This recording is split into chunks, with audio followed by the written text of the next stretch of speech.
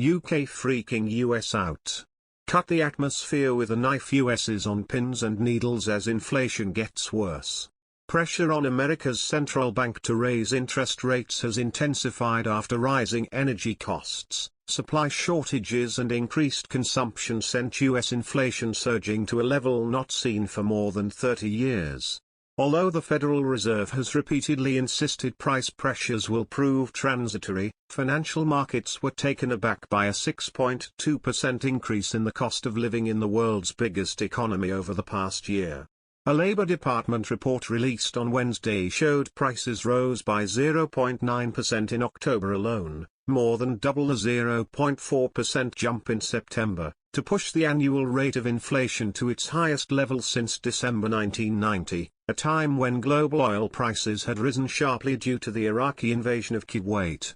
The news came after the Biden administration and the Federal Reserve tried to downplay rising costs, arguing they are a temporary phenomena driven by COVID-19's unprecedented impact on the global supply chain.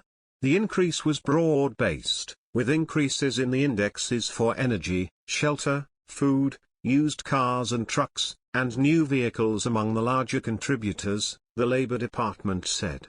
The energy index rose 4.8% over the month, as the gasoline index increased 6.1% and the other major energy component indexes also rose.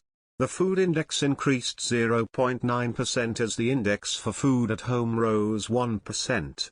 Last week Fed Chair Jerome Powell warned that inflation had been longer lasting than anticipated. Powell said the Fed still expected recent price rises to be transitory but added that it was very difficult to predict the persistence of supply constraints or their effects on inflation.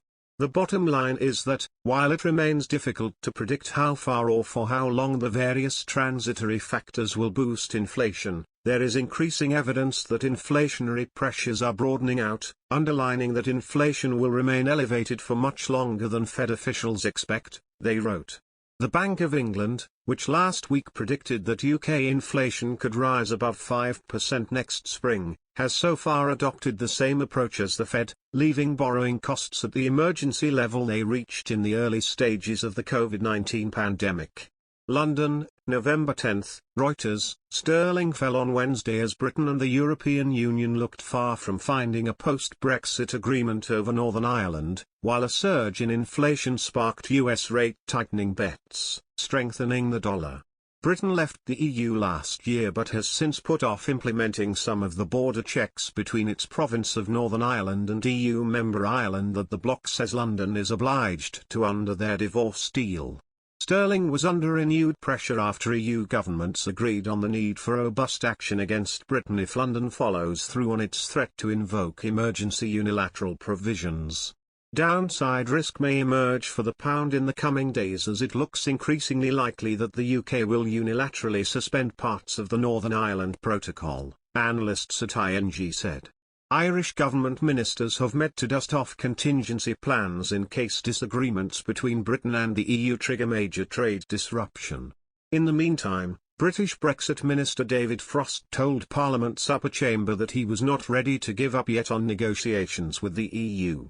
Sterling fell 0.6% versus the dollar to $1.3484 by 1,635 GMT. And it was not far from a 5-week low touched after BOE surprised investors last week by leaving its main interest rate unchanged at 0.1%. The dollar rose against a basket of currencies after U.S. consumer prices surged at their highest rate since 1990, boosting speculation the Federal Reserve could change its view that inflation is transitory and raise interest rates. Versus the euro, the pound edged 0.1% higher at 85.44 pence, after falling on Friday to its lowest level since October 1. Markets are now pricing in a December interest rate hike by the BOE, but uncertainty remains high. Despite the prospect that the bank may still choose to raise rates next month, its recent downward revision to the UK growth outlook and its expectation that unemployment will be trending higher by 2024 is suggestive of a cautious policy outlook, said Jane Foley, head of FX strategy at Rabobank.